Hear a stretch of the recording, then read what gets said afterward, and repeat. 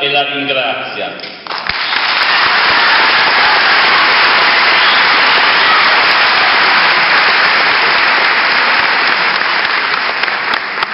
E significa, signor Presidente, che questo popolo la saluta e la ringrazia con le istituzioni milanesi e cittadine. E significa quindi che le istituzioni cittadine sono innanzitutto le vostre istituzioni, perché Milano è la vostra città, mi riferisco...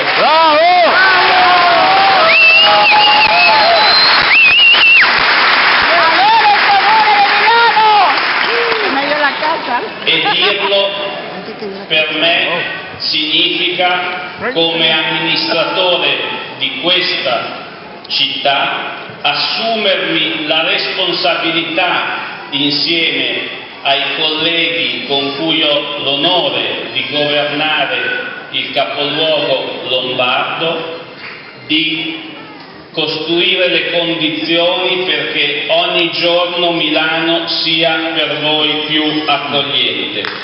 E, Presidente, mi permetta di darle il benvenuto essenzialmente dicendo una cosa molto semplice in questo breve saluto,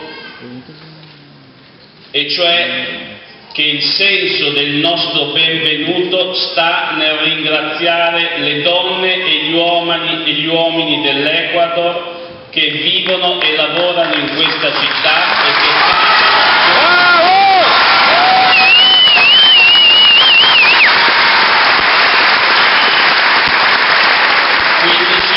donne e uomini, alcune migliaia di bambini, 500 bambini mi sembra tra gli 0 e i 6 anni, 500 ecuadoriani piccolissimi che sono 500 milanesi e 500...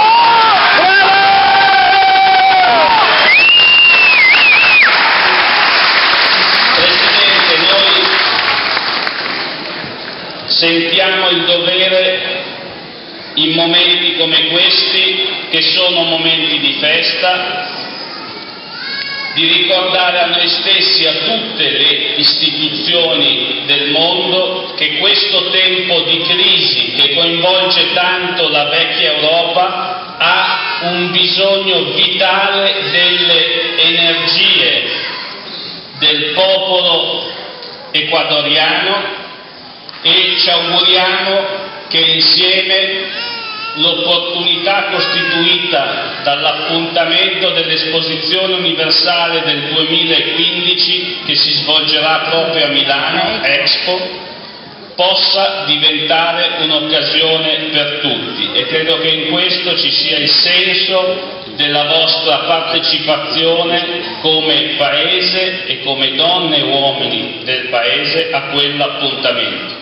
Mi faccia poi concludere, Presidente, dicendole anche che in me c'è l'emozione di chi sa che ha l'opportunità, un'opportunità che non capita spesso, di salutare uno degli uomini che in questo mondo, in questo 2012 così difficile e travagliato, rappresentano un punto di riferimento per costruire su scala globale una politica fondata sul principio della giustizia sociale.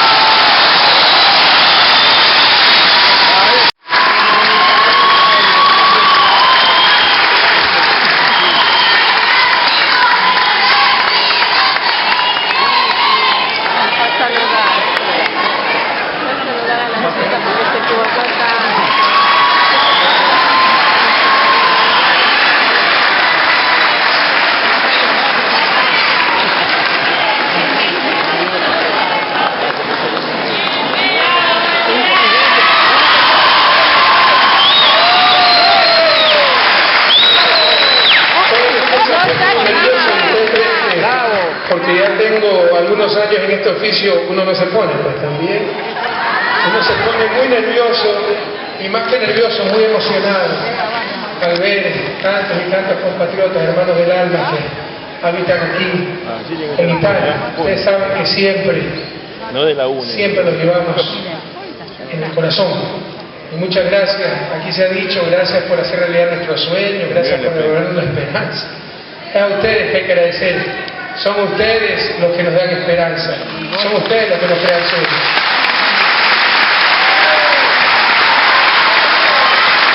Hay centenas de personas que no han podido ingresar, pero todavía hay unas cuantas sillas, tal vez 10, 20 sillas vacías. Muchas. Por favor, se den coordina para que, aunque sea en esas 10, 20 personas.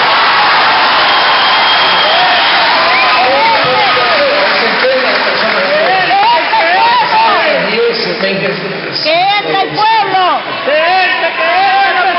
Sí, no puedo, tampoco se puede ser imprudente, hay que respetar la normativa del país y también en nuestro país, por si acaso. Que tampoco se puede bloquear salidas de emergencia, corredores, pero sí se puede llenar las sillas que están vacías. Yo ya pedí eso y no me hicieron caso, por favor, me atienden ese pedido.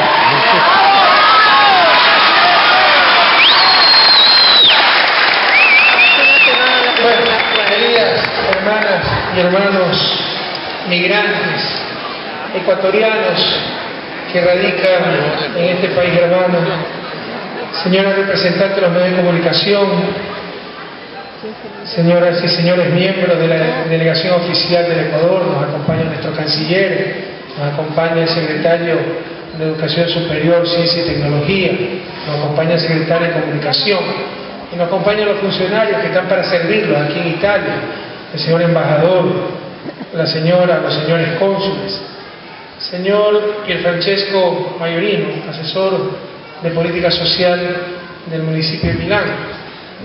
En nombre pues del Ecuador, muchas gracias a usted, a la municipalidad, al señor alcalde, a Milán, al pueblo italiano por haber recibido con tanto cariño a nuestros hermanos.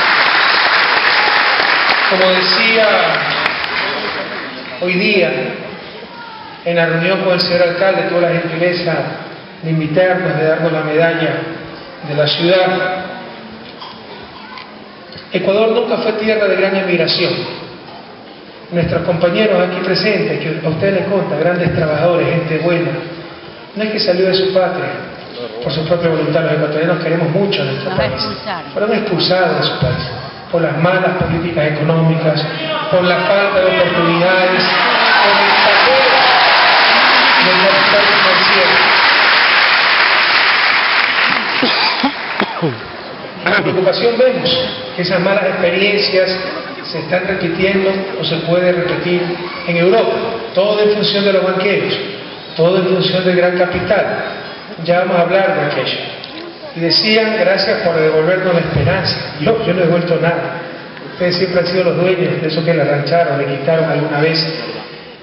Pero mientras el país, después de la peor crisis de la historia, año 1999, fruto del fundamentalismo neoliberal, fruto del abuso de banqueros corruptos, fruto de la unión incestuosa entre poder financiero, económico y poder político, tenían congresistas que hacían la constitución, las leyes a su medida, como la transitoria 42ª de la constitución que permitió el salvataje bancario, como la ley AGD. Tenían sus corifeos en el Banco Central, triplicando la emisión monetaria para salvar a la banca y destrozando así la moneda nacional. Tenían sus empleados en el gobierno, que llegaron a realizar la mayor incautación de bienes privados de la historia del país, el congelamiento bajo nuestros ahorros. Si teníamos 1 millón de sucres, nos congelaron $100 para devolvernos un año después, pero a 25.000 sucres dólares. Es decir, ese millón de sucres se convirtió en $40, nos sacaron $60 del bolsillo. En este ejemplo, en verdad, 60% de nuestros ahorros, tal vez de toda la vida, para financiar a una banca corrupta que había quebrado. Y eso produjo la emigración más grande de la historia del país, una verdadera tragedia humana. Cerca de 2 millones de personas en pocos años, que fueron a España, Italia, New Jersey, Nueva York, a buscar mejores horizontes. Muchas gracias por haber recibido a nuestros hermanos migrantes. Muchas gracias a esos migrantes que, pese al maltrato que recibieron en su patria, y mientras tenemos que luchar día a día para que los banqueros, en nombre de falsa prudencia, en verdad es la falta de fe en su propio país, no nos saquen la plata, ellos que vinieron a trabajar aquí a Milán, a Génova, a Valencia, a Murcia, a Madrid, a New Jersey, a Nueva York, que con el sudor de su frente se ganaban unos cuantos dólares, unos cuantos euros, mandaban esos dólares y esos euros a su patria. Eso fue lo que sostuvo y rescató la economía nacional después de esa crisis.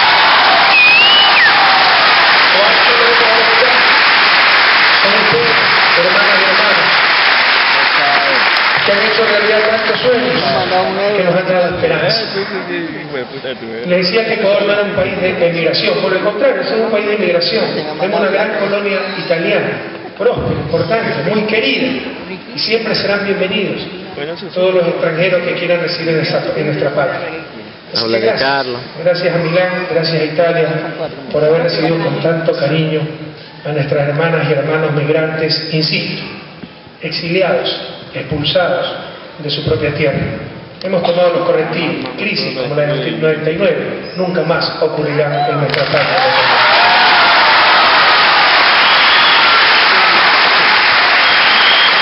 Ustedes saben, estamos de paso para acudir a la cumbre iberoamericana que se realizará el día viernes y el día sábado en la ciudad de Cádiz, España. Pero como siempre acostumbramos, quisimos pasar visitando a nuestros migrantes. Más aún, que acaba el periodo de gobierno para el que fui electo, hemos querido aprovechar este viaje a Europa para hacer una breve rendición de cuentas de lo que han sido estos fabulosos, casi mágicos, 6 años o poco menos de gobierno. Recuerden que cuando llegamos al gobierno, además de ser la expresión de esa indignación popular, encontramos una sociedad hastiada de la política, porque se había satanizado por culpa de los malos políticos algo indispensable, que es la política. La política no es otra cosa que la forma racional en que la sociedad toma decisiones, y para ello necesita representantes políticos. Sin esos representantes políticos no se puede hacer esa toma racional de decisiones a nivel social. Así que decir, no, los políticos todos son malos, es un harakiri social, pero por supuesto, merecido se lo tenían los políticos de ese entonces, que nos habían traicionado tanto y tantas veces. Llegamos como una indignación. Se adelantó Ecuador en varios años al movimiento de los indignados. Indignación ante tanto saqueo, la propia crisis del 99, ante tanta traición, ofrecer en campaña el oro y el moro y al llegar al poder olvidarse de todo y hacer exactamente incluso lo contrario. Encontramos una sociedad hastiada de lo político, sin proyecto de nación. Nos habían robado hasta la esperanza. Y si ustedes vuelven al Ecuador, y lo sentimos aquí entre los migrantes, esos son los cambios sustanciales. Diría el más importante que los puentes, las carreteras, las que hablaba Xiomara, de las hidroeléctricas, que ese cambio de actitud en el ecuatoriano. Ahora da orgullo contarle al mundo lo que está pasando en Ecuador. En muchas partes del mundo Ecuador es ejemplo por sus diferentes políticas públicas, por sus diferentes logros,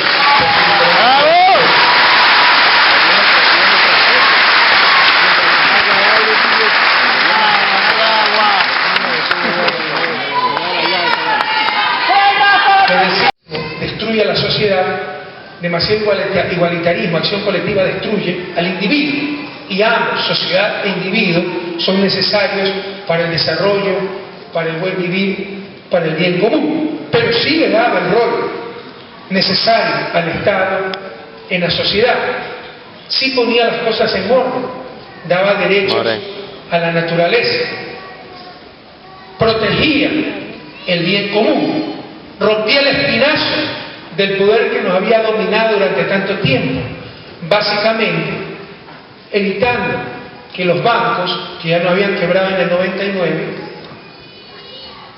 tuvieran medios de comunicación, separando el poder financiero del poder mediático. Y aquello se profundizó en la consulta popular, que también, gracias a Dios, ganamos abrumadoramente, al separar, al obligar, al ordenar que el sistema financiero o las empresas del sistema financiero se dediquen solo a eso, a finanzas, que no tengan otras industrias, otras empresas para evitar conflictos de intereses, al igual que los medios de comunicación. Eso es un golpe muy fuerte a la estructura de poder que ha dominado el país durante muchos años. Y seguimos avanzando. Aquí no les puedo hablar, porque si no nos quedamos hasta mañana, de todo lo que se hace, pero sí algunas cosas emblemáticas, hitos históricos, que demuestran que Ecuador no vive una época de cambio, sino que felizmente, porque era necesario cambiar, vive un verdadero cambio de época. Así como en el 99, cuando quebraron los bancos por su irresponsabilidad, nos hicieron inconstitucionalmente, abusivamente, ahí sí, pagar a todos los ecuatorianos esa corruptela y esa irresponsabilidad.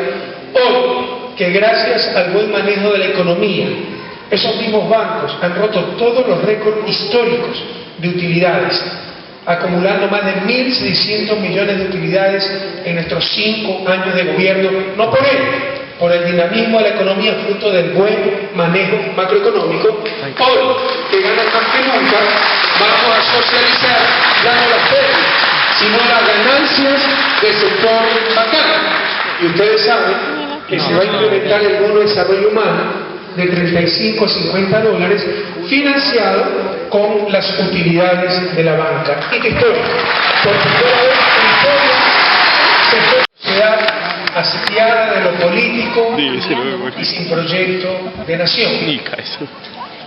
Una economía secuestrada, paralizada por el capital especulativo. Todo estaba en función del capital financiero, ¿no? Cuando pierden ellos, perdemos todo. Cuando ganan, ganan ellos solitos, o ganaban ellos solitos. Ya está cambiando esto, y ustedes lo saben.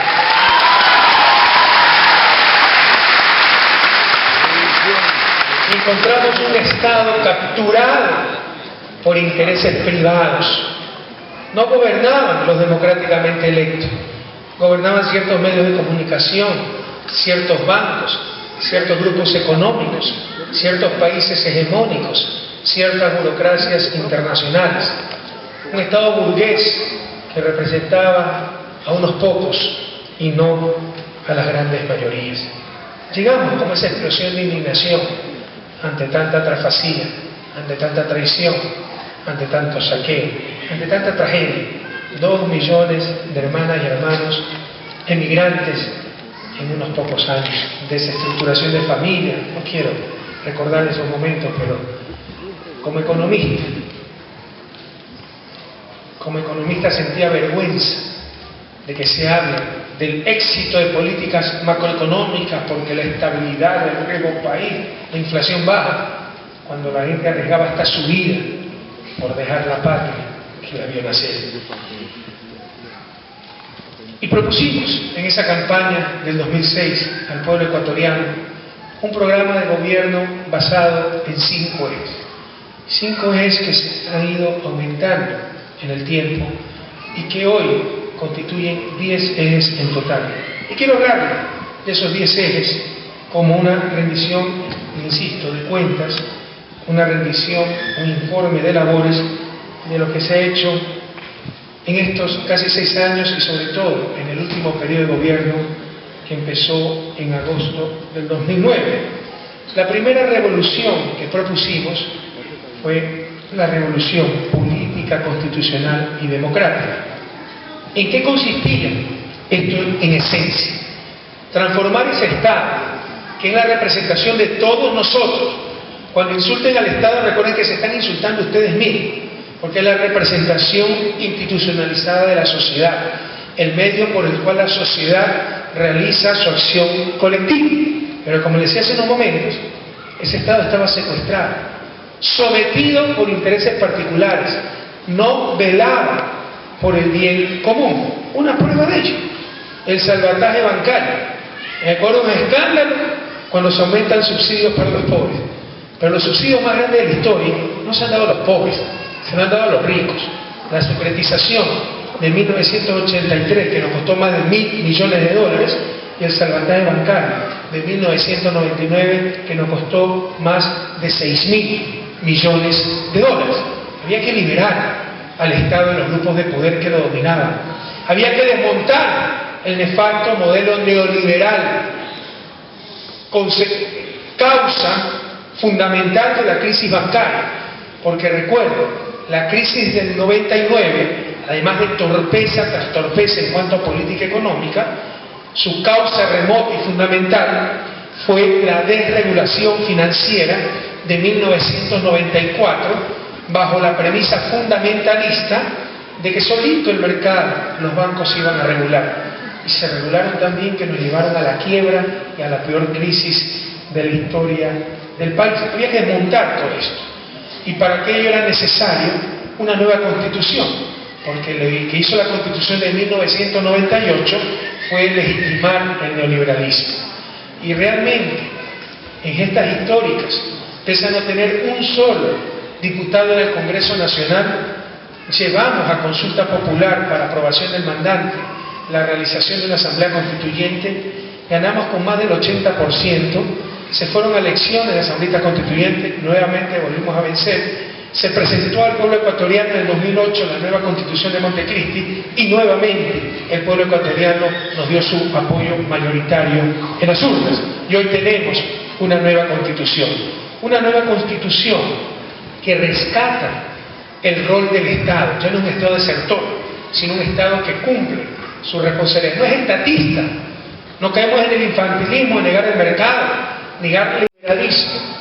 Estas ideologías, religión disfrazada de ciencia, el famoso consenso de Washington, consenso que no participó ningún país latinoamericano, porque la crisis fue tan grave que hasta tuvimos crisis de pensamiento propio, tuvimos miedo de pensar y acudíamos pasivamente a lo que nos daban pensando otros países y la burocracia internacional. Entonces, desmontar en lo económico el sistema neoliberal con un adecuado rol del Estado, renegociando la deuda externa, ese dogal que impedía el desarrollo del país. Y quiero decirles con orgullo que la renegociación que se hizo en el 2008 es la más exitosa de la historia de Latinoamérica y una de las más exitosas a nivel mundial. Se logró cerca de 8.000 millones de dólares. Recuperando nuestros recursos naturales. Recuerden que antes del gobierno, y honor a la verdad, algo se mejoró en el gobierno de Alfredo Palacio, pero antes del gobierno de Alfredo Palacio, de cada 100 barriles de petróleo, las transnacionales se nos llevaban 80 y nos dejaban 20, cuando era el pueblo ecuatoriano el dueño de ese petróleo. Con la exitosa renegociación de los contratos petroleros, somos de los 5 países del mundo que reciben mayor renta petrolera. ¿Por qué no somos el primero? Porque hay países donde sacar el petróleo es mucho menos costoso, en consecuencia es más fácil captar mucho más renta. Pero para países con igual coste de producción que el nuestro, somos el país con mayor renta petrolera. Se renegociaron los contratos petroleros y hoy esa relación es la inversa. De cada 100 barriles, 80 quedan para el pueblo ecuatoriano, 15, 20 quedan para el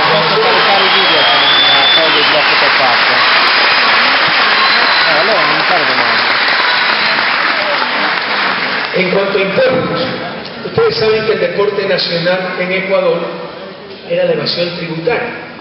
Y sabían los ricos, los grupos económicos, que iban a caer en impunidad si se los pescaba en esta evasión tributaria, porque estaban en el gobierno sus amigos, sus compadres, cognados, etc.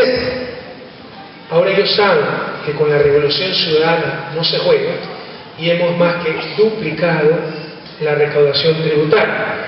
Si al principio de nuestro gobierno esa recaudación era de 4.500 millones de dólares aproximadamente, hoy se acerca a los 10.000 millones de dólares. Y no es fruto de más impuestos, como quiere decir cierta propaganda mala fe, es fruto de más recaudación, porque sí, se han creado algunos impuestos, pero más que con fines fiscalistas, con fines de estabilidad macroeconómica, como el impuesto a salida de divisas, porque en un régimen dolarizado, si ustedes permiten esos ataques especulativos, los famosos capitales golondrinas, o más exactamente capitales buitres, te quiebran la economía.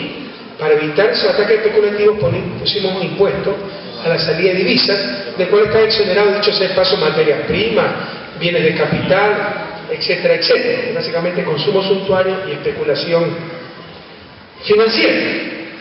Pero lo que no se dice es que se redujeron muchos impuestos. El ICE de las telecomunicaciones, que era 15%, el 10% de las planillas eléctricas comerciales para financiar la electrificación rural, se lo eliminó.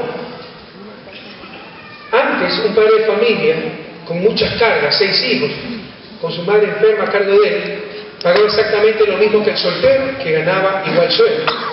Esos profesionales independientes que antes no pagaban impuestos, les están pagando. Matamos 2 padres de un solo tiro. Tenemos un sistema impositivo mucho más justo, pero a la vez la propia gente, los propios ciudadanos exigen la factura y que se pague impuestos. Esto nos lleva a la duplicación. Tenemos casi 6.000 millones de dólares adicionales de recaudación tributaria que sirven para pagar mejores salarios. Quitémonos ya esto de la cabeza, que mientras menos salarios se paguen mejor. Es una torpeza. Con eso, los peores son los que van al servicio público. Y si los peores van al servicio público, todos saldremos perjudicados. Pero antes parecía que era una virtud explotar a la gente, a los servidores públicos especialmente, pagar poco. Hoy los sueldos del sector público son bastante competitivos para un medio como el ecuatoriano. Por ejemplo, un policía que entra, antes ganaba $300 o menos, hoy gana $800. Tenemos el segundo mejor salario de la policía en toda América Latina. Un maestro ganaba $300, $400, hoy gana más de $800, y nuestro compromiso para incrementar aún más el sueldo de nuestro maestro.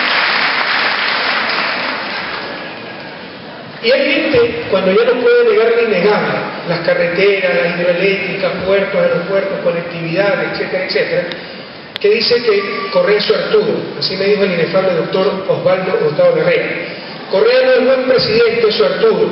Yo nunca he dicho que soy buen presidente. Lo que sí digo es que soy bastante suertudo. Toda mi vida he sido suertudo. Gracias a Dios.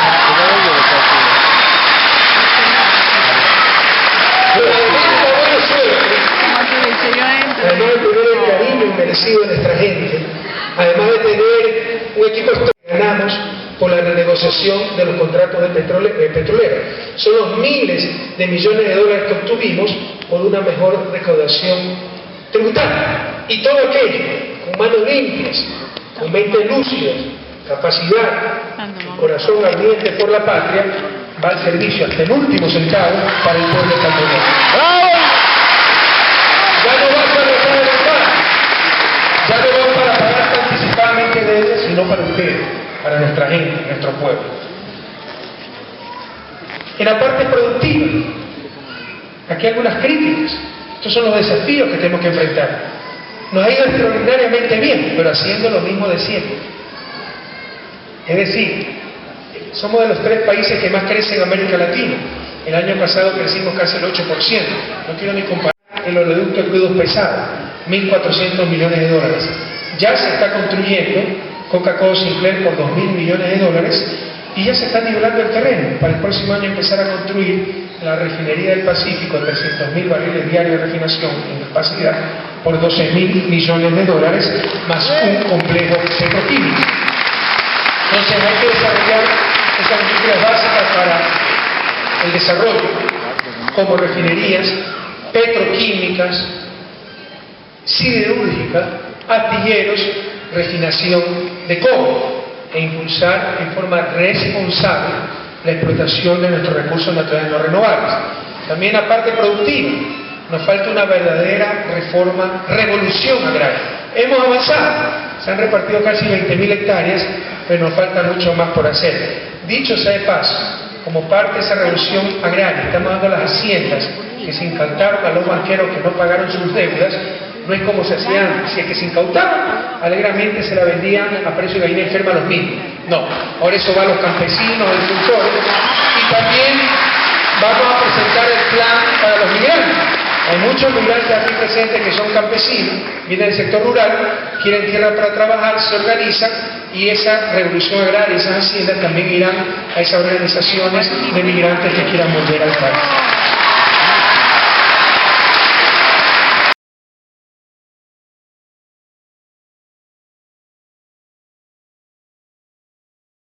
expulsar algunos e impedir la minería con tecnología.